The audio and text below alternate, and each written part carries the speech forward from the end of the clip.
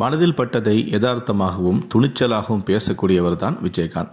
கடந்த 26ஆம் தேதி உடல்நலக்குறைவு காரணமாக மருத்துவமனையில் அனுமதிக்கப்பட்ட விஜயகாந்த் டிசம்பர் 28ஆம் தேதி அதிகாலை சிகிச்சை பலனின்றி உயிரிழந்தார். தற்போது இவருடைய பிரிவை தாங்க முடியாமல் தமிழக மக்கள் துவண்டு போய் இருக்கிறார்கள். அவரின் ஆன்மா சாந்தியிடணும் அப்படின்னு நினைக்கிறவங்க இந்த வீடியோக்கு ஒரு லைக் கொடுத்துட்டு தொடர்ந்து இந்த வீடியோவை ஸ்கிப் பண்ணாமல் முழுமையாக பாருங்கள். இல்லை என்ற சொல்லை, இல்லை என்ற வார்த்தையை சொல்லாதவர், மனிதனாக வாழ்ந்து தெய்வமாக மக்கள் மனதில் அணையாத விளக்காக என்றும் மனதில் கேப்டன் விஜயகாந்த் இருப்பார். கேப்டன் நம்மளை விட்டு பிரிஞ்சிட்டாரு, ஒரு நல்ல மனிதன் இழந்துட்டோன்னு எல்லாருமே ரொம்ப சோகத்தில் இருக்காங்க. அது மட்டும் இல்லாமல் சிலர் அவர் இறந்து போனதுக்கு அப்புறம் தான் ஒரு நல்ல மனுஷனை இழந்துட்டோம் அப்படிங்கிறதே புரிஞ்சுக்கிட்டாங்க. அவர் இறந்த பிறகு தான் அவர் எந்த அளவுக்கு பல நல்லது செஞ்சுருக்காரு, எத்தனை பேருக்கு உதவி இருக்காரு அப்படின்லாம் தெரியுது. ஸோ இவரை நம்ம ஓட்டு போட்டு முதலமைச்சர் ஆகாமல் விட்டுட்டோமே அப்படின்னு சொல்லி வருத்தப்படுறாங்க.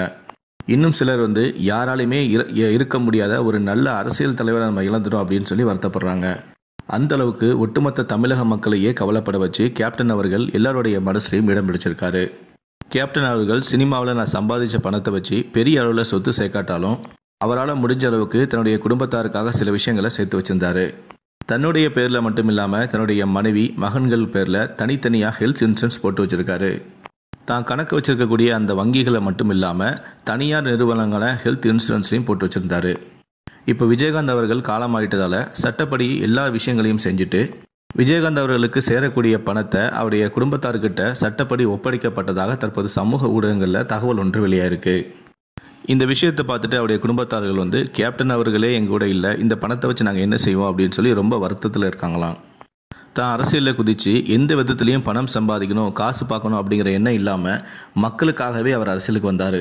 மக்களுக்காக நல்லது செய்யணும்னு அரசியலுக்கு வந்த ஒரு தலைவன் இப்போ தோற்று போயிட்டார். உண்மையிலேயே மக்கள் எல்லாருமே ஒரு உன்னதமான தலைவரை இழந்துட்டோம் அப்படின்னு தான் சொல்லி ஆகணும். இந்த விஷயத்தை பற்றிய உங்களுடைய கருத்துக்களை கீழே இருக்கக்கூடிய கமெண்ட் செக்ஷனில் மறக்காமல் சொல்லுங்கள். முடிந்த அளவுக்கு இந்த வீடியோவை மற்றவங்களுக்கும் ஷேர் பண்ணுங்கள். நன்றி, வணக்கம்.